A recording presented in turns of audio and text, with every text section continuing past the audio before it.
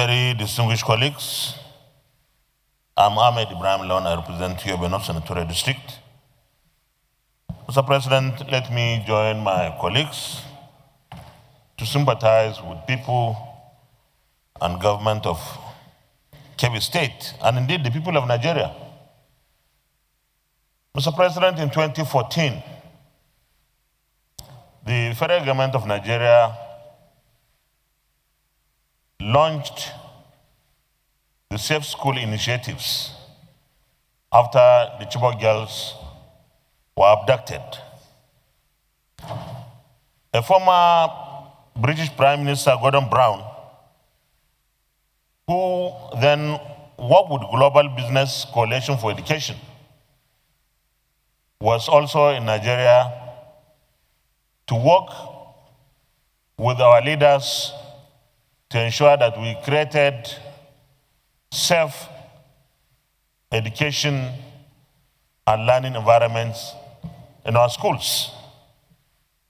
Mr. President, some money was contributed by the UN then, $20 million. And of course, the program took off.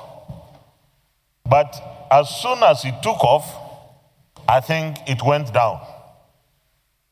What has happened in MAGA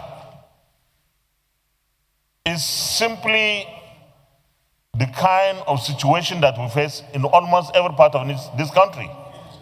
Just like one of our colleagues mentioned, about 2-3 days ago, a general was murdered in Borno State.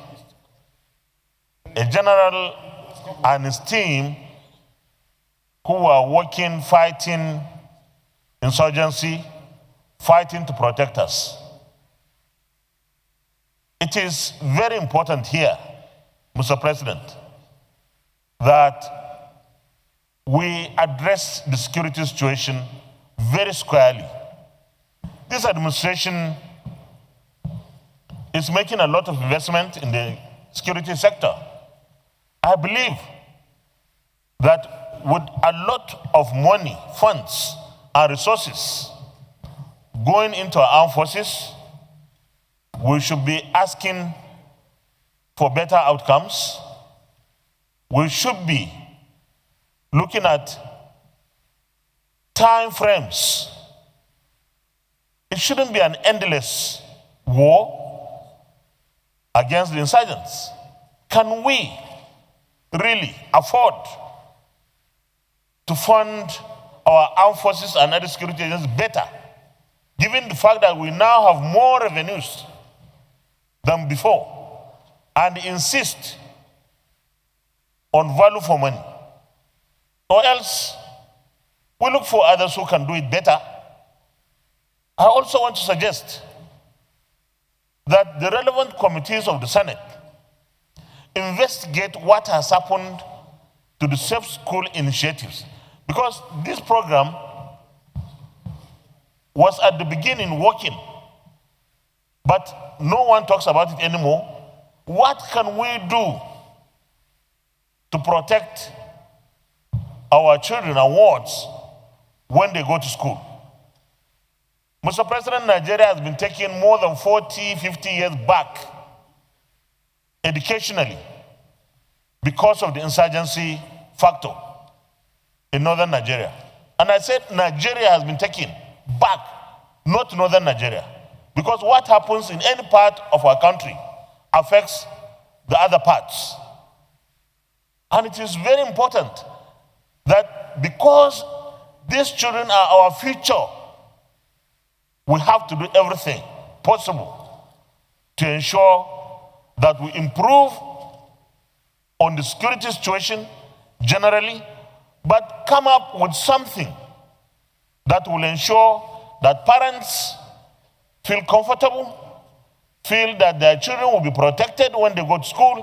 Otherwise, the dropouts, the withdrawal of kids from schools will continue, and the future of Nigeria will be compromised. I want to thank the president and commend him actually for asking the military or armed forces to go after these people. But time is of essence here for armed forces. As parents, nobody will sleep if their kids are not returned and returned safely. So we have to push as a parliament how far we can push in terms of funding, how far we'll continue to insist on getting value for money.